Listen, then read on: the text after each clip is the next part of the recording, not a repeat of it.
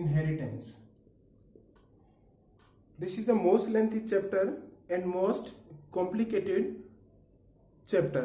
Okay, complicated इसका मतलब ये नहीं कि आपको समझ में नहीं आएगा, but you have to focus more on this chapter.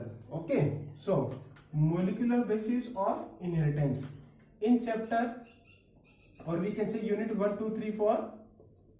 Unit 1 we talked about reproduction. Chapter number 5 we talk about alleles. Okay, and we have seen that there are pair of factors which are responsible for, we can say, transfer of characters from one generation to next generation. So this word is inheritance, mean one generation to next generation transfer है, और यहाँ पर है molecular basis.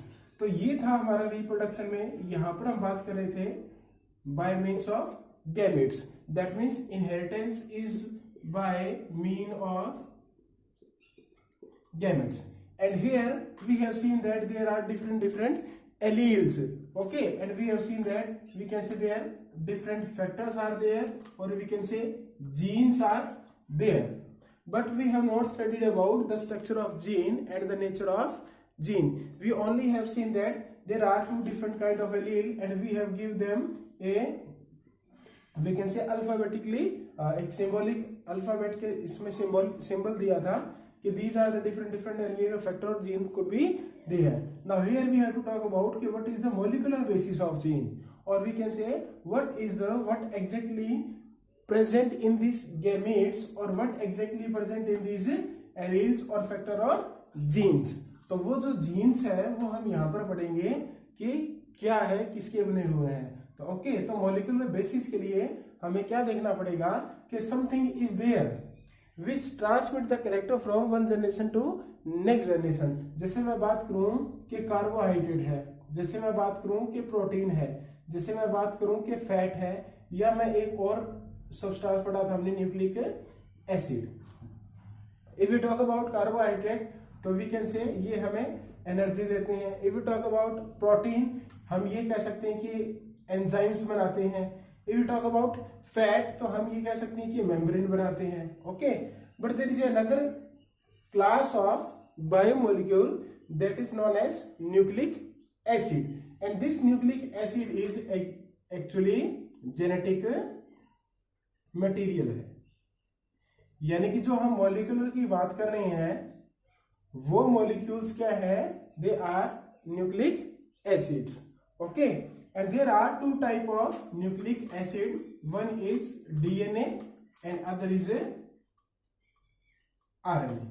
So DNA and RNA both could be genetic material. Okay, in chapter 8 we have studied about HI virus के बारे में पढ़ा था.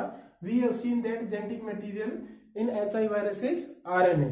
ओके, कोरोना में भी आरएनए है. और बाकी अगर हम हमारी बात करें तो जो जेनेटिक मटेरियल है that is DNA.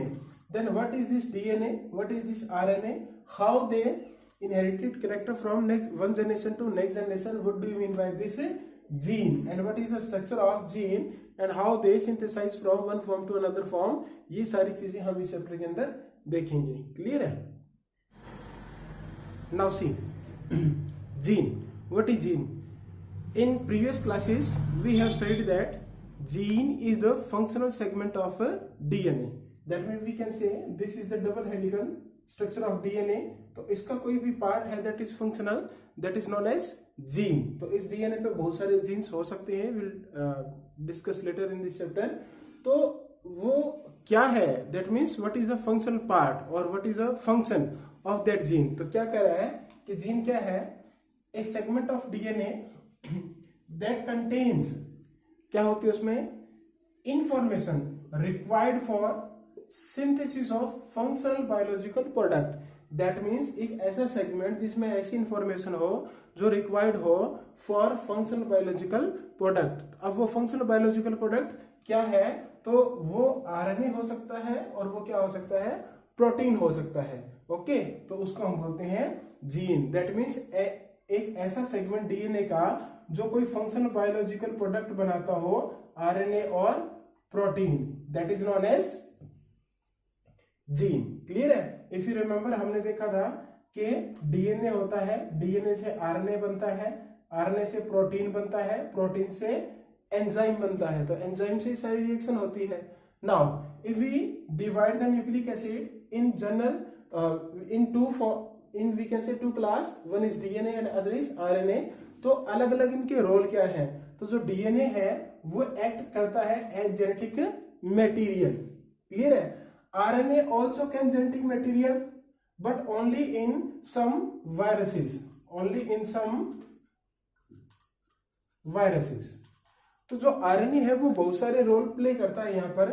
It could B messenger का काम कर सकता है वो, ओके, जैसे एमआरएनए होता है वो कोई अडेप्टर मॉलिक्यूल का काम कर सकता है, जैसे टीआरएनए है वो स्ट्रक्चर दे सकता है, जैसे आरआरएनए है इन राइबोसोम्स में, ओके, और वो कैटालिटिक हो सकता है, कैटालिटिक मीन एंजाइमेटिक।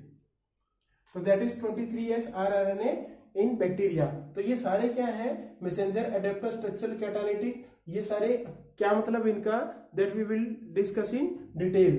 तो दैट मीन्स आरएनए के अलग अलग काम है। It could be act as messenger molecule, it could be act as adapter molecule, could be act as structural molecule, could be act as catalytic और could be genetic material। But DNA है वो सिर्फ और सिर्फ किसका काम करेगा? Genetic material का काम करेगा। तो जो न्यूक्लिक एसिड है वी कैन से जो जेनेटिक मटेरियल है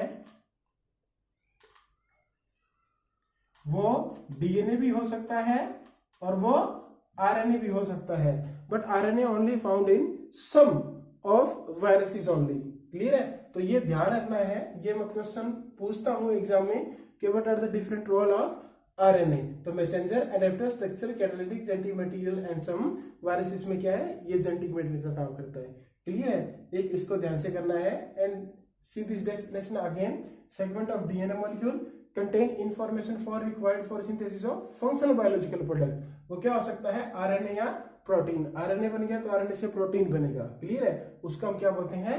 जीन, क्लियर है। अब देखो आगे,